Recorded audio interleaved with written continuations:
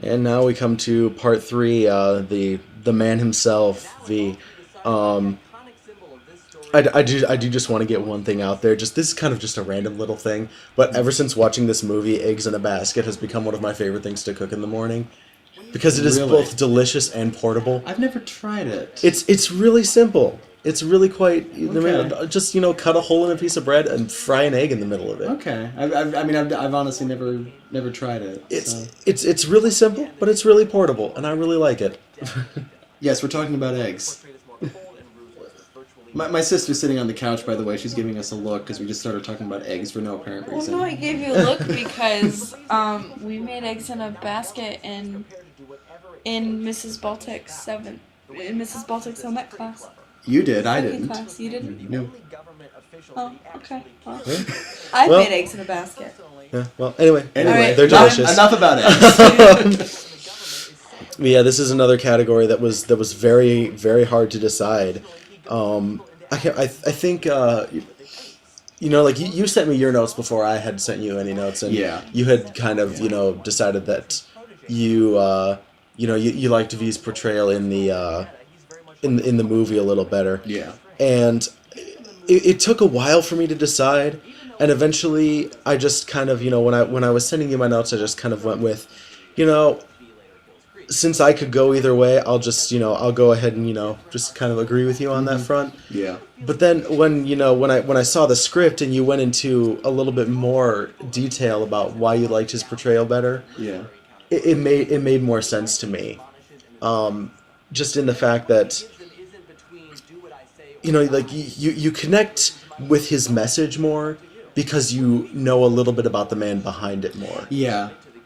And I really think that's true. And I mean, Hugo Weaving does a great job with that. Yeah, just anyone who can act. I mean, like, I have immense respect for any actor who can act past a full face mask. Yeah. Which I gushed about the guy who plays Norman Osborn, Green Goblin, and Spider-Man. Okay. Yeah. Who manages to pull off one of the best movie supervillains I've ever seen, despite that atrocious, stupid costume that he has to wear. Mm-hmm. Make that literally, I know everyone says this, but it makes him look like a Power Rangers villain. Mm-hmm. That outfit they give him, but this full face mask, he acts right past it. Yeah. And Hugo Weaving does just the same thing here, and it's amazing.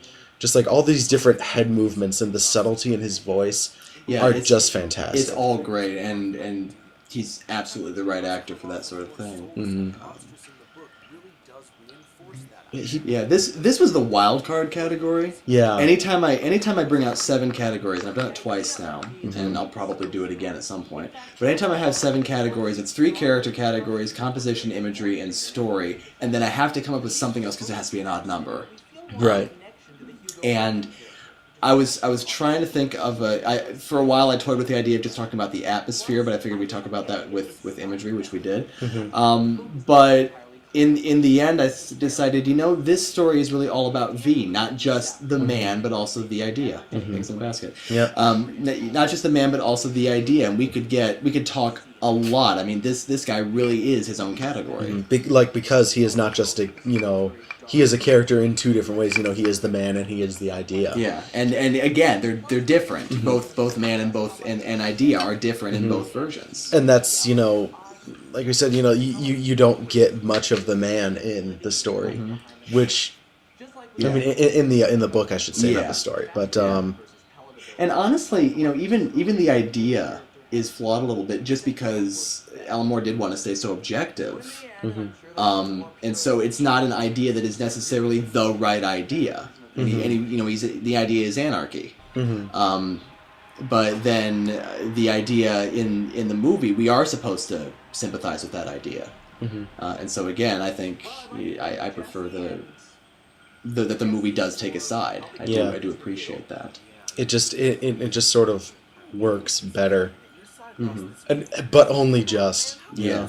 I mean, yeah, it's a really close call. This is one of the I could closest. never do this whole books versus movies thing on my own. This is definitely one of the closest reviews I've done in terms of deciding the categories. I think I had 2 that were like antagonist was definite and other characters was definite. Everything else was a toss up.